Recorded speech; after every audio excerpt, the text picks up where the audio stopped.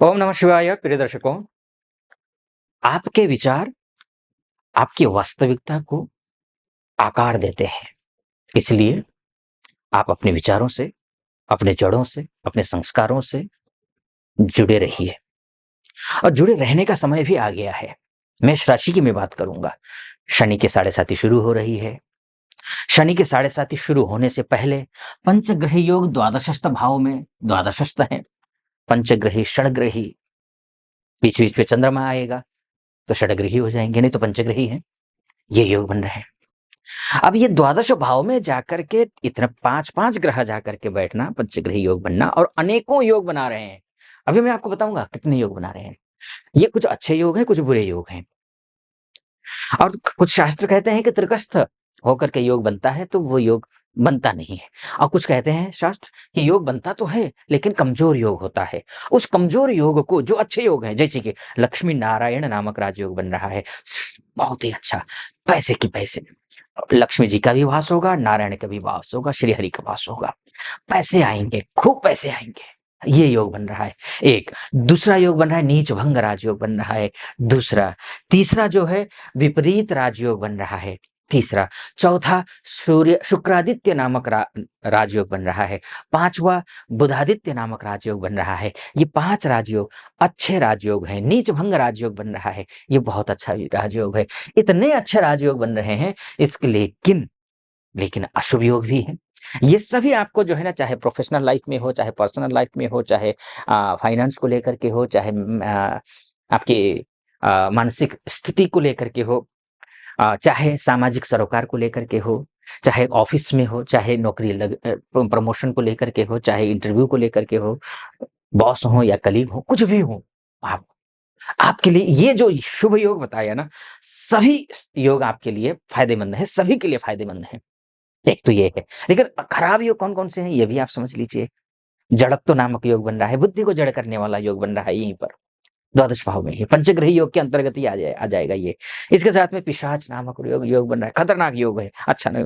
धूर्त नामक योग बन रहा है। इसके साथ में श्रापित दोष बन रहा है। इसके साथ में प्रेत बाधा दोष बन रहा है। तो ये खराब योग है जो कि आपके लिए अच्छे नहीं है। अब बात ये है कि खराब योग को अगर आपने डाउन किया, अच्छे योगों को आपने उठाया, तब तो ठीक है, तब तो जो है ना आपको फायदा होगा।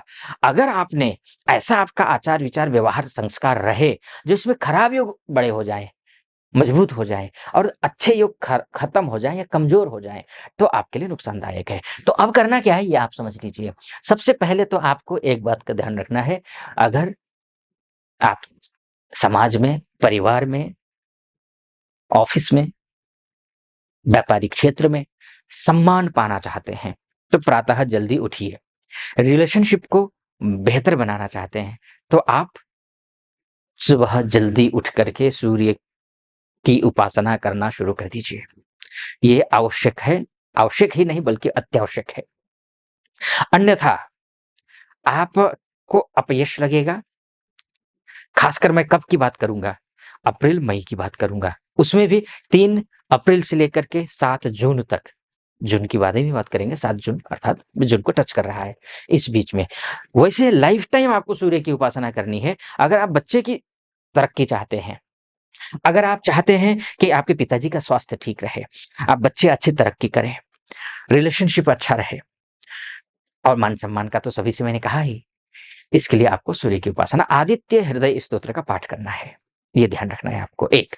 दूसरी बात, बुधादित्य नामक राजयोग शानदार, अपनी बुद्धि विवेक के साथ आप उच्चस्थ पद पर पहुंचेंगे। ये अच्छा योग है, कॉन्फिडेंट लेवल बढ़ने वाला है। ठीक। उसके बाद शुक्रादित्य नामक राजयोग बनेगा। शुक्रादित्य नामक राजयोग में होगा क्या, आपके साथ आपका अ, खासकर व्यवसायिक क्षेत्र में शुभता प्राप्त होगी। कुछ अच्छी खबर मिलेगी, कोई डील नहीं हो पा रहा है तो डील हो जाएगा। कोई स्टार्टअप करने की सोच रहे हैं, पैसों की समस्या आ रही है, इंतजाम हो जाएँगे। हाँ, सूर्य शुक्र का जब भी संबंध होता है, अगर पति-पत्नी के बीच में और पार्टनर के बीच में, बिज़नेस पार्टनर के बीच में मतभेद हो जाते हैं, मतभेद हो जाते हैं, गलतफ़हमियाँ हो जाती हैं, जिसकी वजह से आप आपस में टकरा सकते हैं। इससे बचना है। वास्तव में गलतफ़हमी तो गलतफ़हमी ही होती है ना। तो उसका ध्यान रखना है। उसके बाद जाकर के आपका आपको मैंने लक्ष्मी नारायण राजयोग के बारे में तो बताया ही। अब आता हूँ मैं शुक्रादित्य नामक राजयोग भी हो गया, अब मैं अशुभ ग्रहों के बारे में भी आता हूँ। उससे पहले एक शुभ समाचार आपको बताता हूँ। शुभ समाचार ये है कि आपके सूर्यदेव हो रहे हैं उच्च के। कितने तारीख से? ये 14 अप्रैल से लेकर के 14-15 मई के बीच में ये सूर्य उच्च के रहेंगे। किन क्षेत्रों में अच्छी सफलता मिलेगी आपको? खासकर विद्यार्थियों के लिए तो रामबाण है। अगर इसी बीच में कोई एग्जाम है आपके तो समझ लीजिए, बस ओवर कॉन्फिडेंट होना मत कि मुझे आता है, मैंने पढ़ा हुआ है, ये ऐसा होना मत। रिवीजन करना और नया विषय पढ़िए, खूब पढ़िए, सफलता आपकी कदम चूमेगी। इतना बढ़िया है, आपका मान सम्मान पद प्रतिष्ठा शासन प्रशासन पॉलिटिक्स पिताजी सबके साथ रिश्ते अच्छे होंगे, बल्कि आप सम्मानित होंगे, ये भी आप देख लीजिए। सूर्य उच्च के हो रहे हैं। सूर्य उच्च का होने का मतलब ये सब कुछ मिलेगा आपको, सब कुछ। लेकिन हाँ, आगे बढ़ूँ उससे पहले एक निवेदन करना चाहूँगा। यहाँ तक पहुँचे हैं आप और मेरा विश्लेषण सटीक लग रहा हो तो चैनल को सब्सक्राइब कर दीजिएगा, वीडियो को लाइक और कमेंट बॉक्स में जाकर के, जैसे कि मैं हमेशा कहता हूँ, महादेव का भक्त हूँ, कृपा आप पर भी बनी रहे, ऐसी मेरी कामना। हर हर महादेव 5 बार, 11 बार, 21 बार, जो भी श्रद्धा बने आप लिख दीजिएगा। चलिए फिर से विषय पर लौट करके आता हूँ। सूर्य के माध्यम से तो मैंने बताया आपको, संतान प्राप्ति के लिए भी अच्छा है सूर्य का उच्च का होना, ये बहुत अच्छा है। तो अच्छा, ये तो बात हो गई। अब खराब कौन-कौन से खराब योग हैं जिस पर इतने अच्छे-अच्छे योगों पर ये पानी फेर देंगे?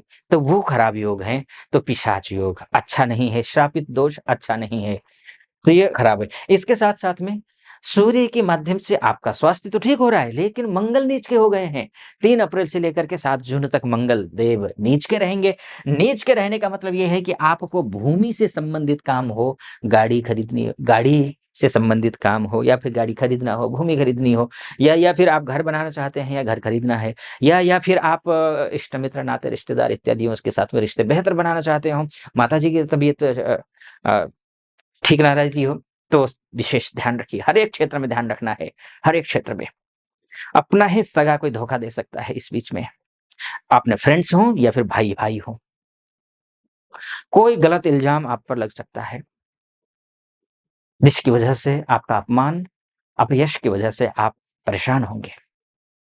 ध्यान रखिएगा। इसीलिए किसी के मामले में पड़ना नहीं है, ये ध्यान रखना है आपको, किसी के मामले में नहीं पड़िए। हनुमान चालीसा का खूब पाठ कीजिए। हनुमान चालीसा इस तरीके से पाठ करना है आपको, मंगलवार के दिन हनुमान मंदिर जाना है, माफ़ कीजिए, चमेली का तेल का एक मुखी दीपक जलाना है, लाल आसन पर बैठ करके हनुमान चालीसा का पाठ करना है। अगर इतना ऐसा कर लेते हैं तो आप लांछनों से बच जाओगे, अपयश से बच जाओगे, आपका यश बढ़ेगा, सम्मान बढ़ेगा। इतना देखिए, ध्यान रखिए, ये मैंने मोटा-मोटी तौर पर आपको बताने की कोशिश की है कि ये ग्रह यहाँ जाएगा तो ये फल देगा। लेकिन वास्तव में आपकी कुंडली ही आपका डीएनए है। आप अपनी कुंडली के बारे में जानना चाहते हैं, आप महिला हो या पुरुष हो, देश में रहते हो, विदेश में रहते हो, कहीं भी हो, तो इस नंबर पे कॉल कीजिए या व्हाट्सएप कीजिए, मेरी टीम से बात कीजिए, अपॉइंटमेंट ले लीजिए, मैं स्वयं आपकी कुंडली का विश्लेषण करूँगा। सटीक लगा हो, सब्सक्राइब, लाइक और कमेंट ज़रूर कर दीजिएगा। आप खुश रहें, प्रसन्न रहें, महादेव की कृपा आप पर बनी रहे, ऐसी मेरी कामना। अनुमति दीजिए। ओम नमः शिवाय।